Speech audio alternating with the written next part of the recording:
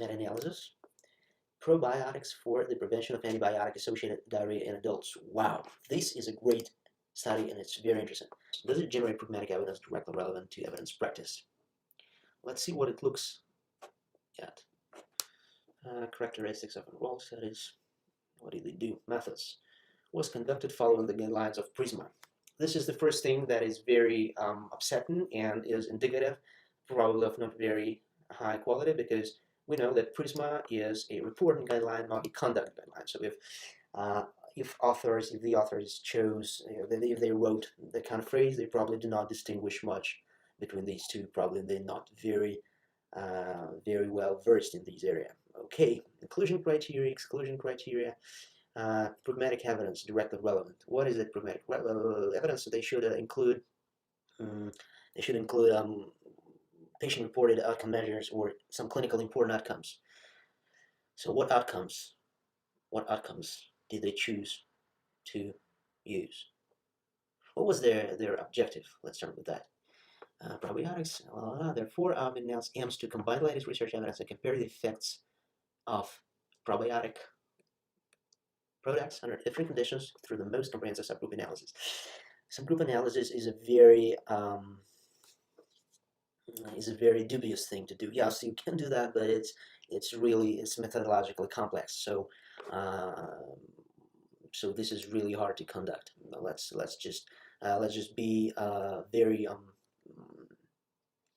we just have to be very attentive and very cautious about these studies that do subgroup analysis. So they wanted to check, what did they want to check? Once more, let's just look at the objective. Aims to combine the latest and compare the effects of effects on what? Effects on what? Contributed antibiotic-associated diarrhea developing from the beginning of antibiotic treatment to 6 to 8 weeks after discontinuation. Okay, blah blah blah blah, blah the prevalence. Blah blah blah blah blah blah blah. The pathogenesis and all that. Especially Clostridiitis, difficile C diff, but not that only. Probiotics. Okay, so they took probiotics. Several randomized meta-analysis showing efficacy. There are currently no clear clinical practice guidelines for probiotics use in preventing AAD. If we compare the effectiveness of multiple probiotics, such as the positive or negative generalization by probiotics was inadequate. And so their meta-analysis aims to combine the literature and compare the effects of probiotic products under different conditions. I don't actually understand that phrase. Under what conditions? What is the PICO? What is the PICO? Population, okay, we'll get to that. Population is probably patients limited to the adults, both inpatients and outpatients who are prescribed antibiotics. So they're limited to adults. Then, who were prescribed antibiotics? Experimental groups and placebo-controlled groups, providing the occurrence of AAD and the study. So yeah, so here we are looking at the outcome. So probably the occurrence of antibiotic-associated diarrhea as the outcome here. Is it a patient-important outcome? Yes, it is a patient-important outcome. So it does generate pragmatic evidence directly relevant to evidence-based practice, because it looks at the rate of occurrence of antibiotic-associated diarrhea, and this is a patient-important outcome. Where are the results? This is a very short article for such a big study. I'm not sure how it went. What did they use for the overall effect of antibiotics? What effect did they use? Sensitivity of the pool. Did they use MH random risk ratio? The risk ratio, probably, yeah, they're probably using the rate of antibiotic-associated diarrhea.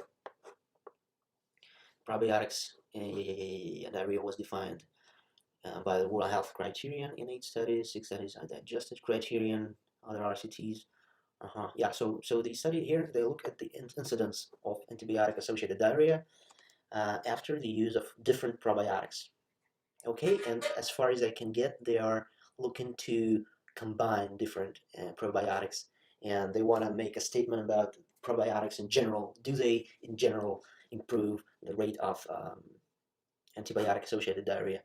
Is it duplicate or is it not duplicate? Well, that's kind of easy to assess. Let's just go to PubMed. And let's just write, let's open the mesh browser.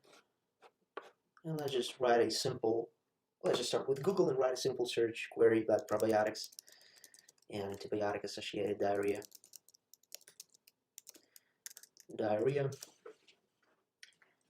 systematic review or meta-analysis. Meta-analysis.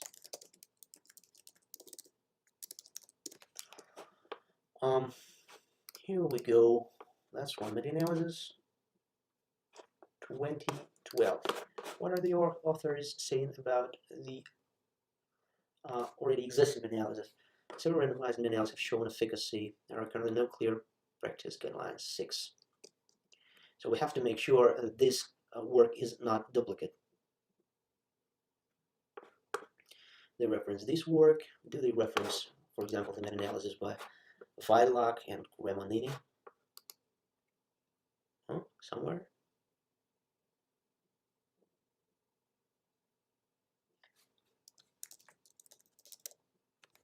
Yeah, they do. They do. They probably reference more in the discussion. Right, there's a group analysis, so on, so on, so on, so on, so on. Previous meta-analysis, 6-6-1. Yeah, they looked at this meta-analysis. That's great. That we found just Googling. And one more meta-analysis was this. In outpatients. Systematic review. Black jerk. Do they reference this one? This is just, no, they do not. That's not good.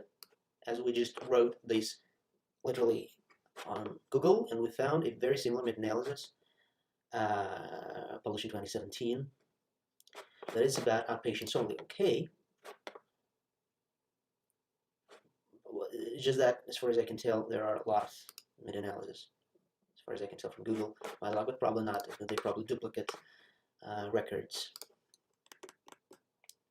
What's this? Comparative effect for antibiotic associated Kai Chow. Let's have a look. Nope, they do not reference these meta-analysis. Probiotics, however, the optimum regimen remains is to compare the rank, the relative effects, and tolerability among all available probiotic through network meta-analysis. So, what did they do? The authors did meta-analysis, 10 probiotic interventions with regard to reducing infection, effectiveness. They probably do, yeah. So this is a very similar study that also does assess the rate of antibiotic-associated diarrhea. Let's have a look at what they did here. Selection criteria. Probiotic compared to placebo. The incidence of diarrhea, 3 reviewers, and so on, so on, so on, so on.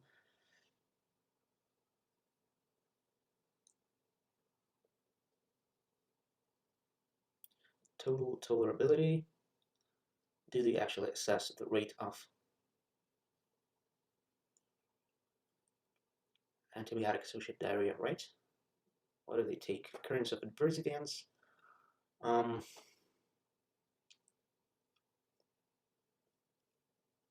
Yeah, Clostridium difficile, secondary outcomes, primary outcomes. The incidence of diarrhea. Yeah, so this work is at least partly duplicate. It doesn't mean that it's bad. It's sometimes very good for a study to be duplicate if it's a replication study, but it is bad for the study to ignore the already existing studies. And the main motivation why I stop looking at these record right now is because if this study was not, the authors did not consider the existing literature diligently enough, I'll have to do that. I'll have to, before embarking on the further review of their study, I'll have to do my own search for the previous studies to get an understanding of how it works. And so, as I don't have time for that now, so we'll just leave it at that.